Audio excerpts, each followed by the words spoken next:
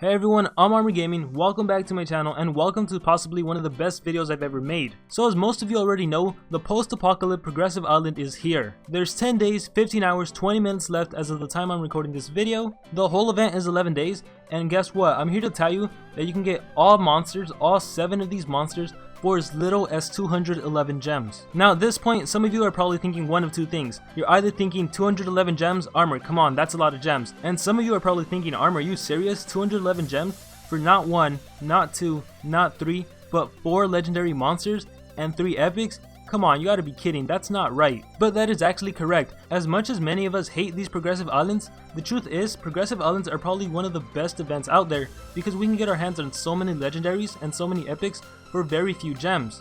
And just to give you guys an example, right now we have this combo pack. Whenever a legendary monster is on sale, that monster will always cost as little as 225 gems. But that's for one legendary monster.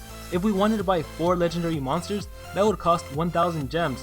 And look, we even have Cthulhu, who's an epic, for a sale price of 125 gems. In this event, we can get our hands on 3 epics, which would be 375 gems, which means if we wanted to buy 4 legendary monsters and 3 epics, that would be 1375 gems.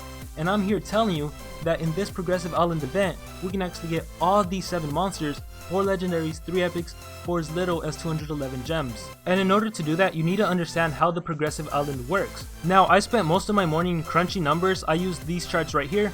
By the way, all this information is extracted from monsterwiki.com, which again I highly urge that everyone checks out. But anyways, using these charts provided by monsterwiki.com, I was able to find an efficient way to spend gems in order to maximize the amount of hours you save. So I'm going to start off by showing that, and for those of you that don't quite understand how the Progressive Island event works, don't worry, I will be explaining how the event works after I explain how to get all these monsters for 211 gems. So I'm going to open up this Excel sheet I worked on, and there you have it. This is all the information you need to know. And the way you read this is, right here's the monster column, right here's the time in hour column, and right here's the gem cost column. So for example, if you're playing the event and you're playing the event correctly, you're logging in at the appropriate time once an item has respawned and all that good stuff. Anyways, if you're on Squamata Jr., after you've successfully played for 12 hours, he should cost as little as 2 gems. At that point, you purchase him for 2 gems, and then you move over to Rex. And then when you're on Rex, after you've played for 16 hours, his cost should be down to 36 gems, and at that point you purchase him for 36 gems, and you keep doing that over and over and over again. So for example, when you're on Nexor, after you play for 66 hours, his cost should be down to 3 gems. At that point you purchase him for 3 gems, and then you finish off on Roxanne. And if my information is correct, which I do think it is, that should take you a total of 246 hours, and it should cost you 211 gems.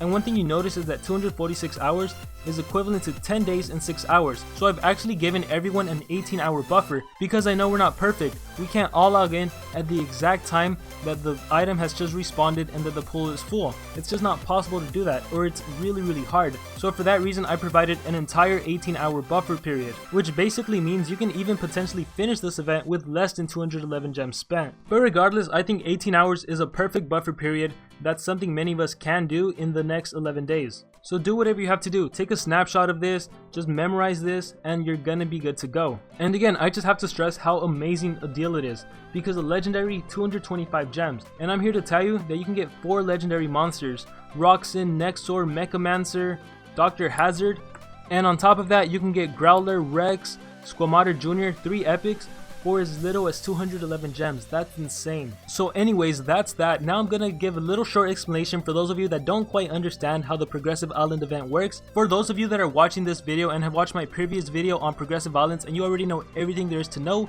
you can just completely skip this part. Or heck, if you want to stay along and watch the rest of this video, I'm totally fine with that. So for those of you that are new to the Progressive Island, there's only one main thing that you need to know about this, and it's something that everyone gets a little confused by, and that's the spawn time and the pool. And I just want to mention again that I'm on monsterwiki.com, so if you want to follow along with me, go to monsterwiki.com/post-apocalypse island, and we're going to be on the exact same page. I'll post a link in the description below. So let's start things off fresh.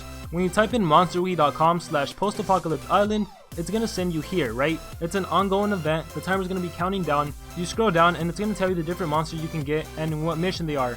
1, 2, 3, 4, and so on. We're gonna scroll down, there's a little introduction. I'm gonna skip on that because I'm actually gonna do a really quick explanation video. And right here we have a little explanation of how the Post-Apocalypse Island works. Developers call these events Progressive Islands. It means you must complete the mission in order. You cannot skip missions. So if you were recently a part of the 72-hour challenge event, you would know that you get the choice of picking which monster you want to go for.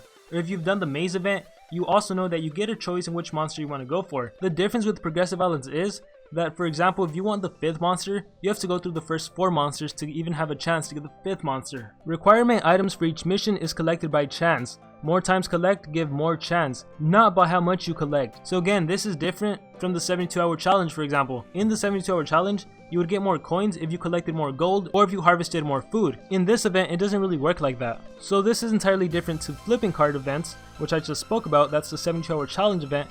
Example, 10 times collecting 100 to 1000 gold is better than just collecting 1 million gold in one time. So keep collecting, spam it until your pool is empty. How each mission works, there's only 3 important things here.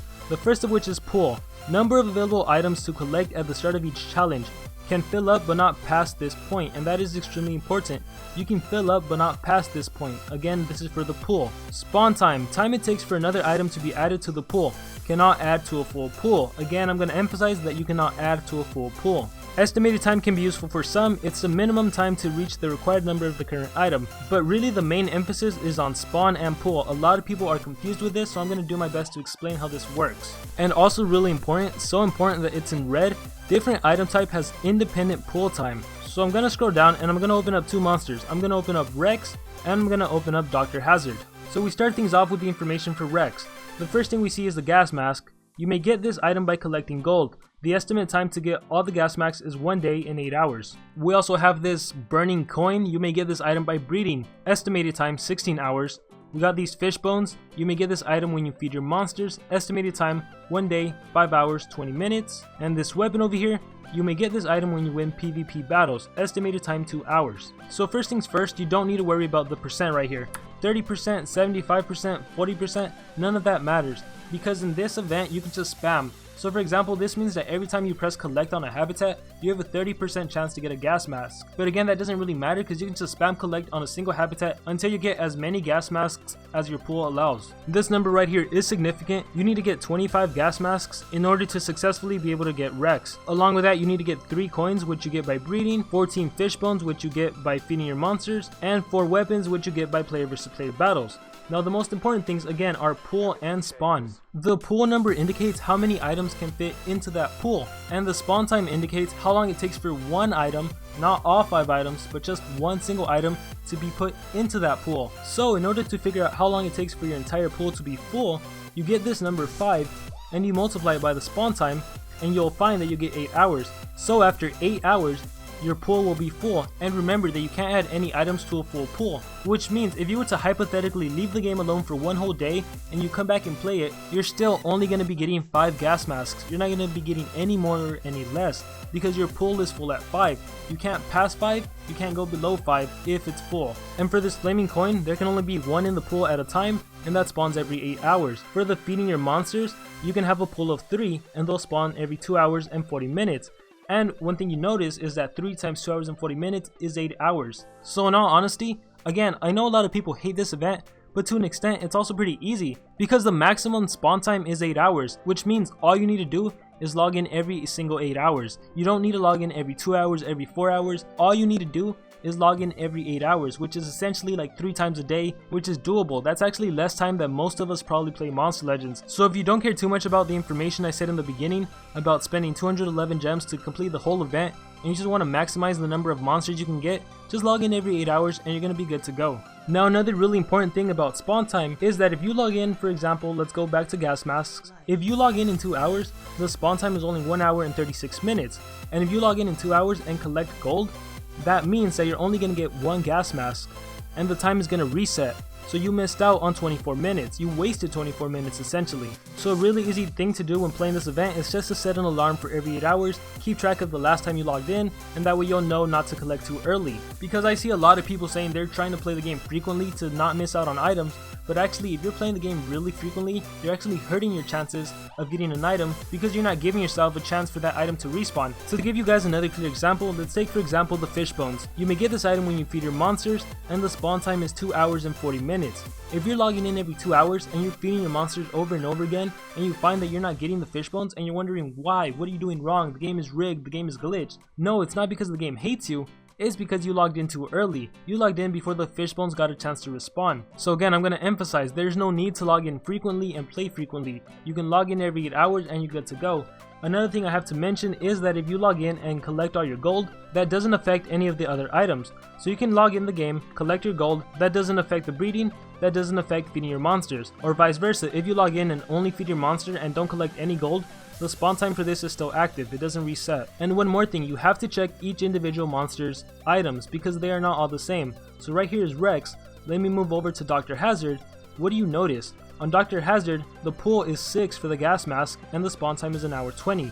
One thing you notice is that it still equals up to 8 hours. So again, you can just log in every 8 hours. The fishbone, this time the pool is 4, but the spawn time is 2 hours. Going back to Rex, the pool was 3, the spawn time was 2 hours and 40 minutes. So you have to keep track of what monster you're on, and you have to keep track of when that item respawns. And that is actually going to conclude my mini explanation video on how progressive islands work. Now if you think that I wasn't too thorough and you would want me to go more in detail, at the end of this video I'm actually going to post annotations to different videos I've done on progressive islands, and you can click on any of those videos and watch them as many times as you have to until you explain the concept of progressive islands. One thing you should know is that if you understand one video, you understand all of them. Sure, the other videos aren't based on the post-apocalypse island, but it's still the same thing. The progressive islands are the same thing, that haven't changed since they've been released. So you can go ahead and watch one of those. They're more in depth, they're more in detail, but I want to do a little quick mini explanation video on the post-apocalypse just for those of you that just need a little more helping hand. But again, if you feel that this video was too fast or I didn't explain it thoroughly enough, at the end of this video there's going to be annotations. You can just click on any of those and then hopefully you can understand it. If you watch those videos and you still can't understand how progressive islands work, leave a comment in any of those videos or in this video and I'll be sure to get back to you, or someone else from the Armor Gaming community will be able to get back to you. And once again, this is the chart you have to follow if you want to get all 7 monsters